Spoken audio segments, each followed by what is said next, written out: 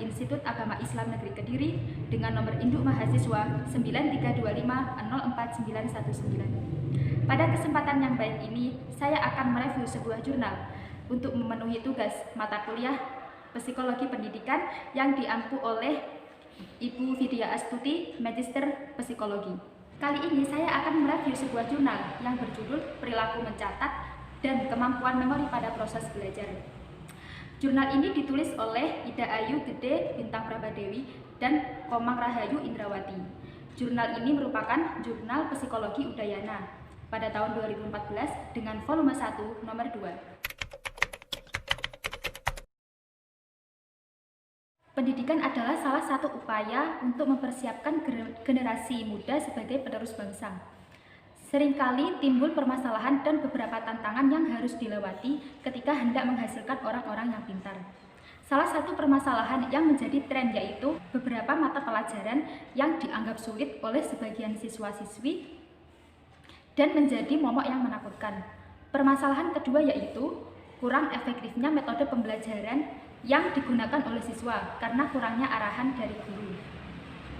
Kedua permasalahan ini membutuhkan adanya sebuah solusi pemecahan. Dalam rangka meningkatkan mutu pendidikan, diperlukan beberapa inovasi dalam hal gaya belajar siswa.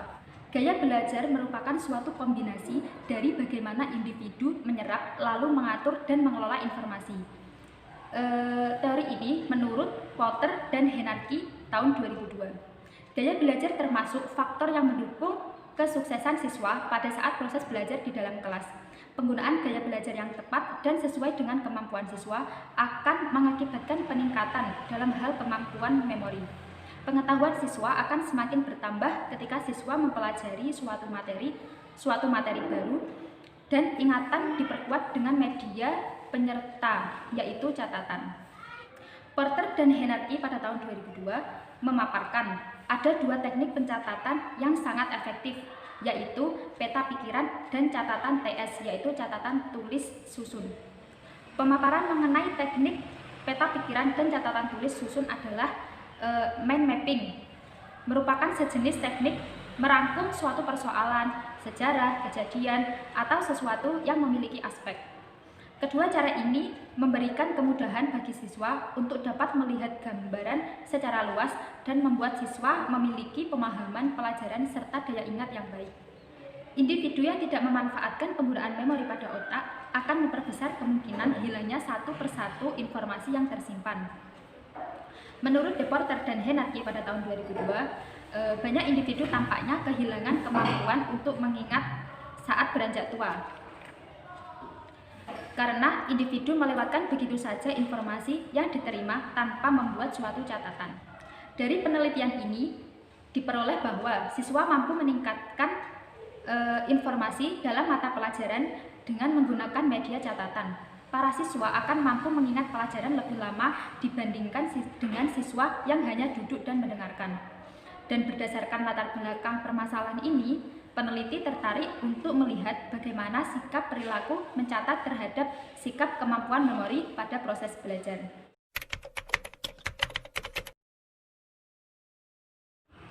Subjek penelitian ini adalah siswa kelas 2 IPA di SMA Negeri di Denpasar yang berusia 15-17 tahun.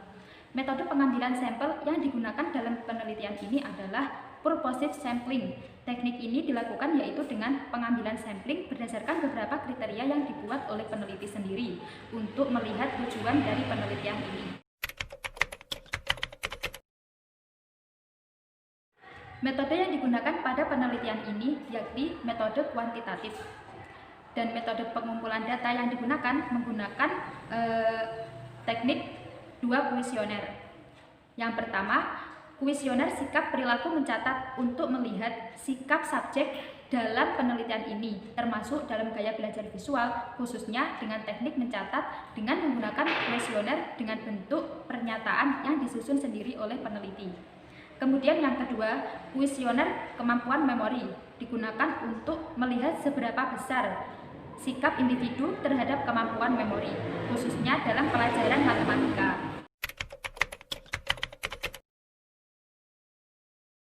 Kemudian analisis data. Pada penelitian ini, analisis data dilakukan secara kuantitatif, yaitu menggunakan regresi linear sederhana dengan tujuan untuk mendapatkan hubungan antara dua variabel atau lebih untuk mendapatkan pengaruh antara variabel dependen terhadap variabel independen dan untuk meramalkan pengaruh variabel dependen terhadap variabel independen.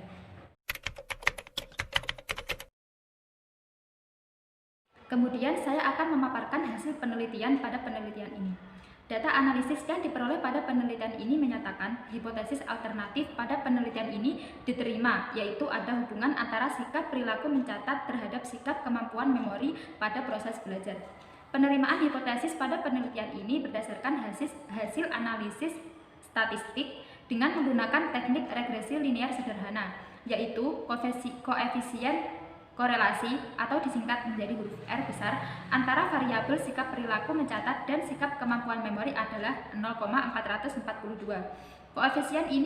Koefisien korelasi pada penelitian ini sudah memenuhi syarat untuk dapat dikatakan memiliki hubungan karena P lebih besar daripada 0,05, yang artinya variabel sikap perilaku mencatat dan sikap kemampuan memori berkorelasi positif dan signifikan.